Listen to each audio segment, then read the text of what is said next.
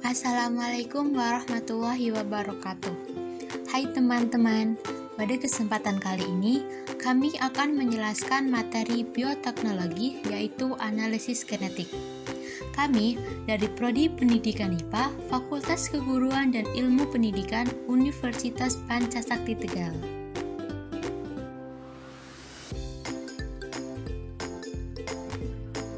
Perkenalkan, nama saya Anggi Maulidia. Saya lahir di Tegal 26 Juni 2000. Alamat rumah saya di Jalan Merpati, Gang Elang, RW 8 RW 6, Randu Gunting, Tegal. Alamat email saya anggimaulidia11@gmail.com.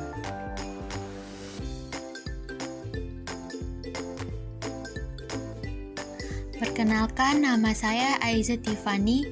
Saya lahir di Tegal 8 Juni 2000. Saya tinggal di Jalan Mawar nomor 9, Desa Kertayasa, RT 06 RW 04, Kecamatan Kramat, Kabupaten Tegal. Analisis genetik.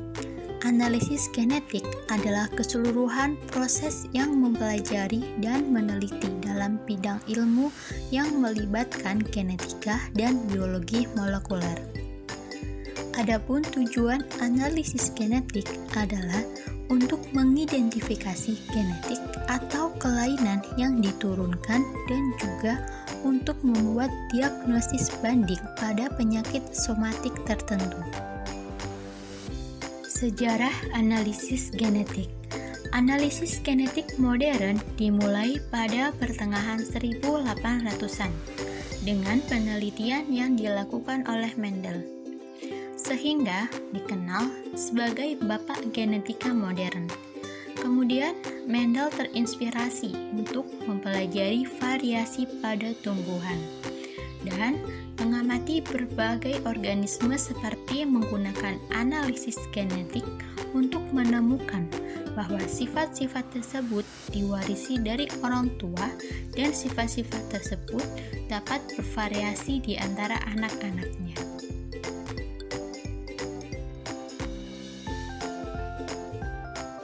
Jenis analisis genetik ada dua. Yang pertama, teknologi molekuler, dan yang kedua, metode sitogenetik. Teknologi molekuler meliputi PCR, sequencing DNA, dan microarray DNA. Metode sitogenetik meliputi karyotip, fluorescence in situ hybridization. Teknologi molekuler. Teknologi molekuler adalah teknik pengkajian atau penyelidikan tentang interaksi molekul dalam benda hidup dan kesannya, terutama interaksi sistem dalam sel, termasuk interaksi DNA, RNA, dan sintesis protein, dan bagaimana interaksi tersebut diatur. Bidang ini bertumpang tindih dengan genetika dan biokimia. Polymer chain reaction atau PCR. Polymer chain reaction atau PCR adalah teknologi biokimia dalam biologi molekuler untuk memperkuat satu atau beberapa salinan sepotong DNA di beberapa lipat, menghasilkan ribuan hingga jutaan salinan urutan DNA tertentu. Prinsip kerja PCR. Secara prinsip, PCR merupakan proses yang diulang-ulang antara 20-30 kali siklus dan dibatasi oleh primer yang dipakai. Setiap siklus terdiri dari 3 tahap. 3 tahap tersebut yaitu yang pertama peleburan atau denaturasi, yaitu proses ikatan hidrogen DNA terputus dan DNA menjadi berkas tunggal. Yang kedua, penempelan atau annealing. Proses primer menempel pada bagian DNA template yang komplementer urutan basanya. Dan yang terakhir, pemanjangan atau elongasi, yaitu proses pembentukan rantai DNA yang baru. Implementasi PCR dalam bidang kedokteran yaitu untuk mendeteksi Mycobacterium tuberculosis dengan teknik PCR pada cairan efusi pura penderita tuberkulosis paru. Proses PCR yang dilakukan sebanyak 30 siklus. Tahap yang pertama, yaitu dilakukan isolasi DNA terlebih dahulu, kemudian menyiapkan sampel berupa sampel positif dan negatif untuk pengontrolan kualitas PCR. Selanjutnya dilakukan proses PCR yaitu dengan denaturasi awal selama 5 menit. Lalu denaturasi dengan suhu 94 derajat Celcius selama 30 detik. Kemudian penempelan primer pada suhu 50 derajat Celcius selama 2 menit. Selanjutnya pemanjangan rantai pada suhu 72 derajat Celcius selama 1 menit, dan yang terakhir pemanjangan rantai akhir pada suhu 70 derajat Celcius selama 5 menit.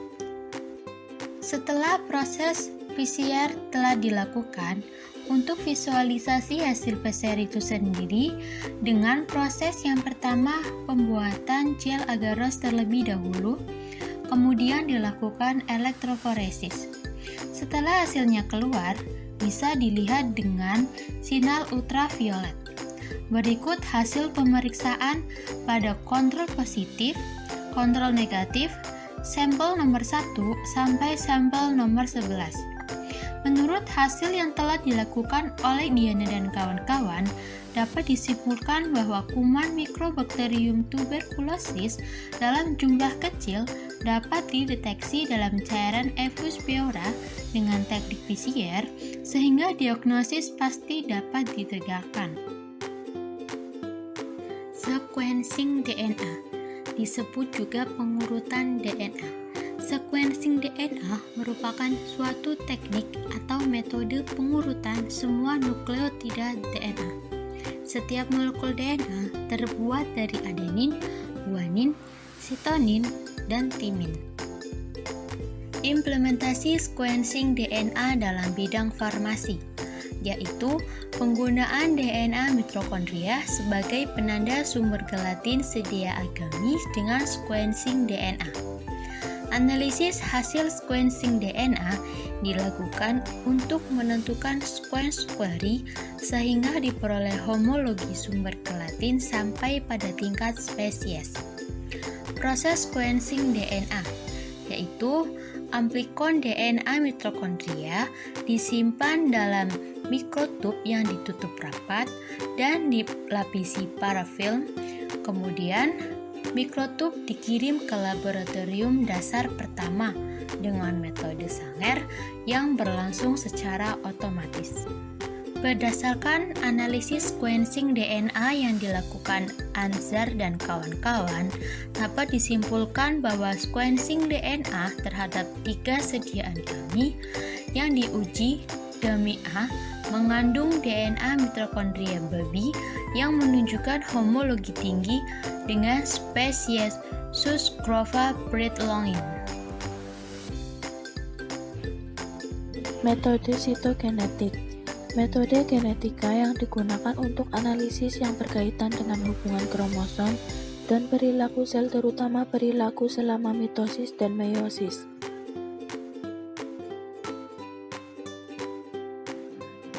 Kariotip. Kariotip menggambarkan jumlah kromosom suatu organisme di bawah mikroskop cahaya dengan memperhatikan pada panjangnya, posisi sentrometer, pola pita, perbedaan antara kromosom seks, dan karakteristik fisiknya. Jumlah dasar kromosom dalam sel somatik individu atau spesies disebut nomor somatik dan diberi tanda 2N. Implementasi kariotip dalam bidang pertanian. Analisis kariotip pada tanaman pisang tongkat langit atau Musa Trogodendarium L. Analisis kariotip dilakukan sebagai informasi secara sitologi terkait dengan kromosomnya dalam upaya pelestarian tanaman. Pengamatan kariotip menggunakan program Smart Kariotip. 1. Perbesar foto preparat 1000 kali menggunakan mikroskop cahaya. 2. Tandai setiap kromosom dengan nomor yang berbeda gunting tiap kromosom. 3. Ukurlah lengan kromosom, kemudian hitung panjang total kromosom dan rasio. 4. Urutkan pasangan kromosom berdasarkan panjang total kromosom. Berdasarkan hasil analisis yang telah dilakukan oleh Prelit, dapat disimpulkan bahwa Kromosom yang ditemukan pada tanaman pisang tongkat langit adalah 22 pasang dan 3 bentuk kromosom yaitu metasentrik, submetasentrik, dan subtelosentrik.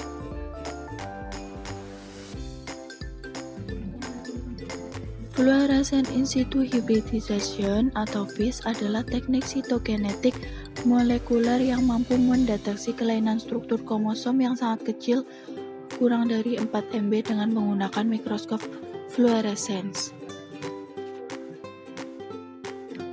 Implementasi fluorescent in situ hybridization atau FISH. Fluorescent in situ hybridization pada kanker payudara.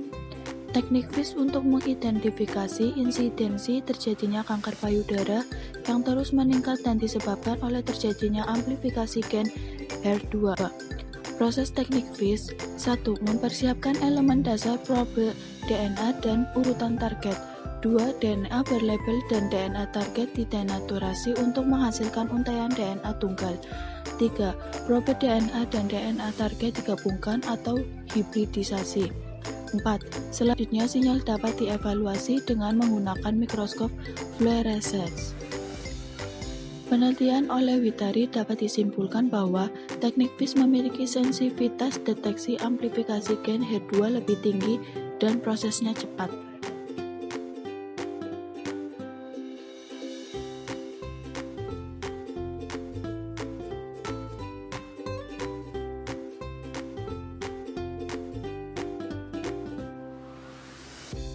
Sekian penjelasan dari kami. Mohon maaf bila ada kata-kata yang salah. Semoga bermanfaat. Terima kasih. Wassalamualaikum warahmatullahi wabarakatuh.